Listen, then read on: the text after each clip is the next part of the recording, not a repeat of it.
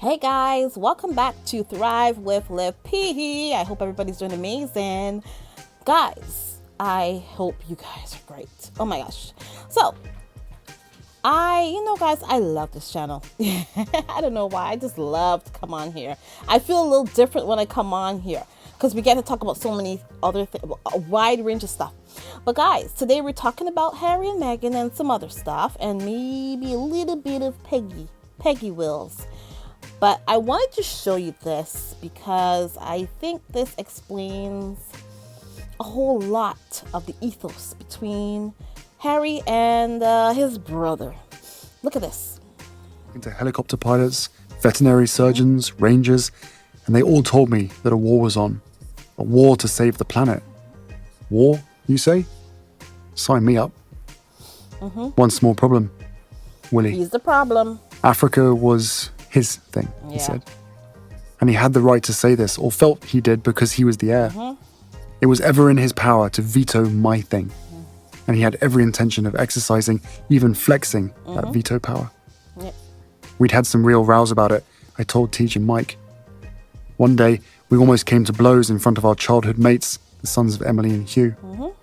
One of the sons asked, "Why can't you both work on Africa?" Yeah, you would think Willy had a fit, flew at this son for daring to make such a suggestion.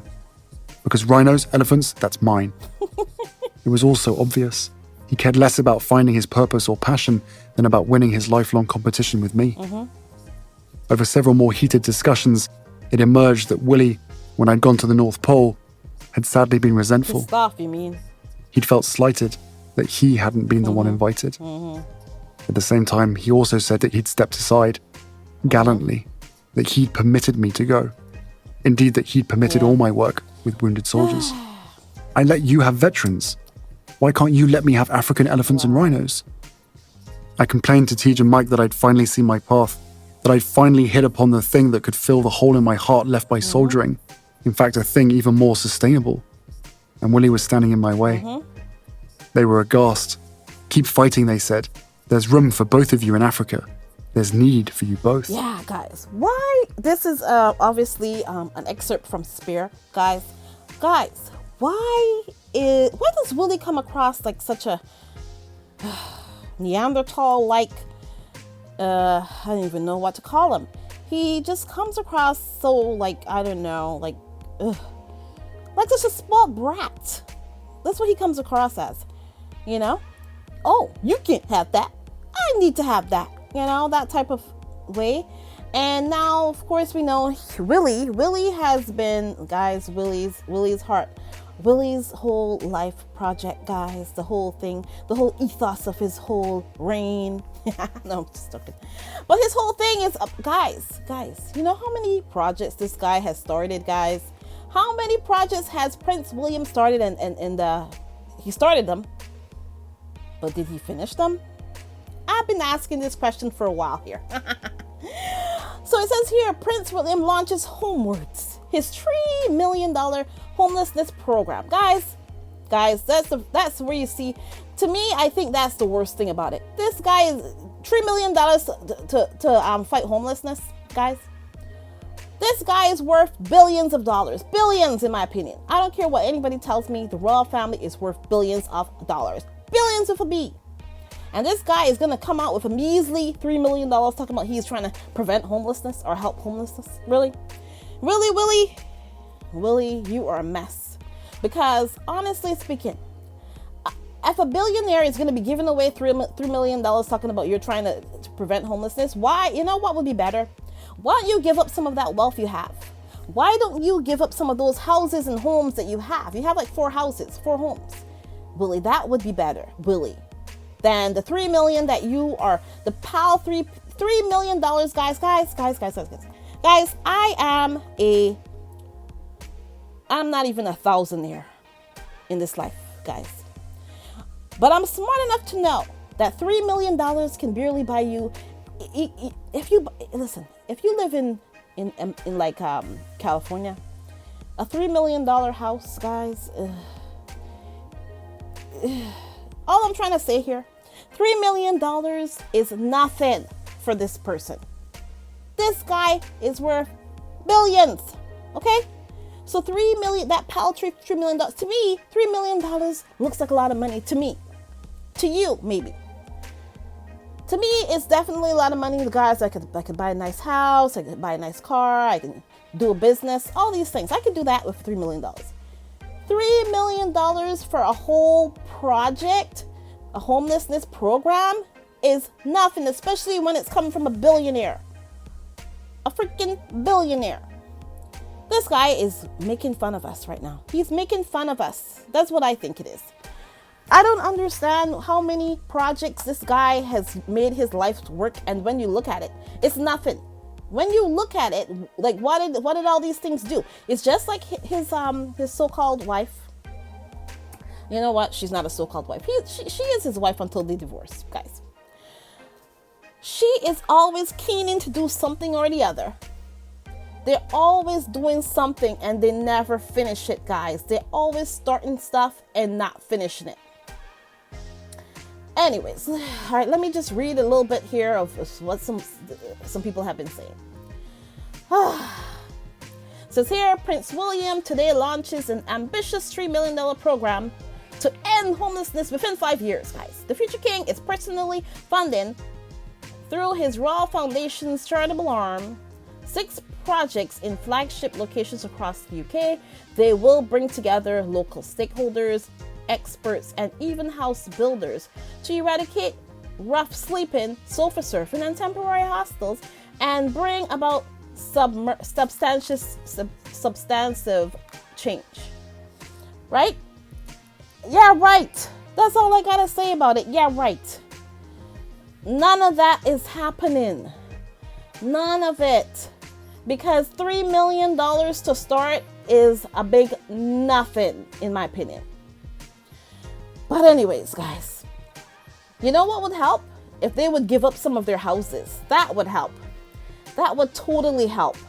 Give up some of your homes and give them, and you know what they can do as well? The duchy can totally, the duchy of, that he is the head of right now.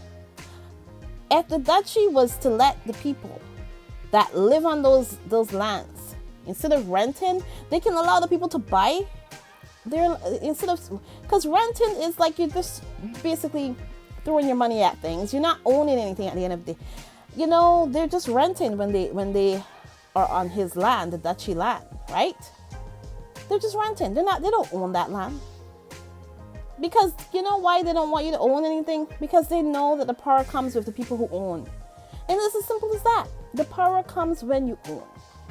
And they don't want you to own because they want you to stay there and pay rent. Man, if they really wanted to create some change, you know what they would do? Let people buy the land that they're on. Get rid of some of the duchy lands.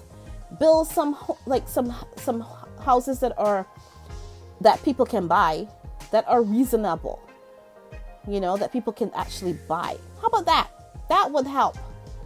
This whole thing is also going on, guys. This whole thing, not homeless, but let's just say because of inflation and because of, it's very expensive to live in a city. Like I live in Toronto, guys. It's very expensive. And I don't live in direct Toronto, guys. I live in a suburb, which is like about half hour away from Toronto, the downtown, right? So I don't live like in the heart of town where it's like crazy expensive. I live in a area where it's just you're half hour away from downtown, so you're not exactly in the heart of things, but still it's hugely expensive to live here. And this is why homelessness is starting to begin with, because it's so expensive for people to live that it makes it so hard for people that a lot of people just can't afford to, they just give up because they can't afford to live. That's what's happened in California as well, Los Angeles. A lot of people who live in California can't afford, and people who live in Skid Row, they can't afford to live because of they're being priced out of everything. they're getting priced out of things. So that's what you do when you want to eradicate homelessness, is that you bite the bullet and forget about making a profit and make it so people can afford their houses. How about that? Make it so that affordable rent is not 3 times or 4 times the amount that people actually make. When an Uber driver, a person who delivers groceries, a person who works in Walmart can just work one job 8 hours and be able to live without having like 10 different jobs, that is how you make it so that people can afford to take time off, have a vacation, and go somewhere. That's how you make you try to eradicate the homelessness. Make things affordable. How about that? Bite the bullet. And maybe the CEO doesn't always have to have a huge salary and a huge bonus every year, right? Maybe people can give up a little in order for all of us to have. That's how you do it. You don't just say, oh, I'm starting this, throw $3 million at it and then leave it. That's exactly what I think this guy's going to do. Throw $3 million at it and there you go, and leave it. That's it. Done. Guys, oh my gosh, this is just, it just drained me just now to just talk about this whole thing. But yeah, Willy is being a Willilicious. I don't even know what that means. But Willy is being ridiculous right now. It's as simple as that. But anyways, guys, I just wanted to bring you that. And you know what? Let's listen to a little something that Meghan said. Maybe we can live by this ethos. Listen to this. You can be the visionary of your own life. You can charter a path in which what you repeat in your daily acts of service, in kindness, in advocacy, in grace, and in fairness, that those become the very things that are recognized by the next wave of women, both young and old, who will also choose this moment to join the movement and make our vision for an equitable world reality. I suppose the point is, it's just never too late to start.